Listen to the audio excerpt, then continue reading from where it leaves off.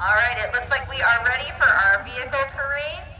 Our very first vehicle is our fuel truck, marked with King Aero Service. That fuel truck is a Model T from 1925, originally a pickup, and has been converted to a functional fuel truck to fuel the aircraft here on the flight line. It was restored in 2013-14 by Kurt Muller, Stu Somerville, Corey St. Pierre, and others from the Aerodrome. Special thanks to Roger Hannay of Hannay Reels for making and donating a custom-made hose reel for the project. Our next car is a Chandler. This is probably the fanciest car that we have running right now at the old Rhinebeck Aerodrome, and it is Julia at the wheel. It is a 1928 vehicle.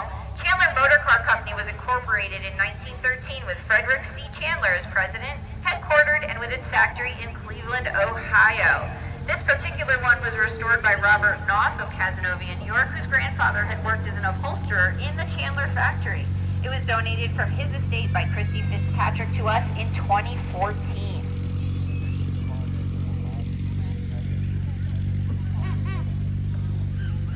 Our next car is our Renault Taxi.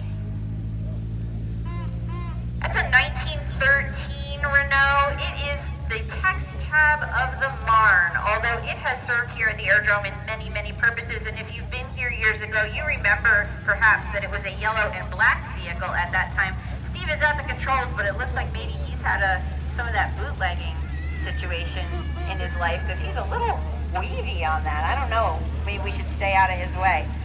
Louis Renault developed the first automobile by extensively modifying an 1898 Dion tricycle. One of his first private demonstrations, he secured 12 orders, and the Société Renault Frère, I am not French, can you tell, was formed. In the years that followed, Renault automobiles won numerous races throughout Europe, and Louis Renault built his own empire producing automobiles, aircraft engines, and even tanks.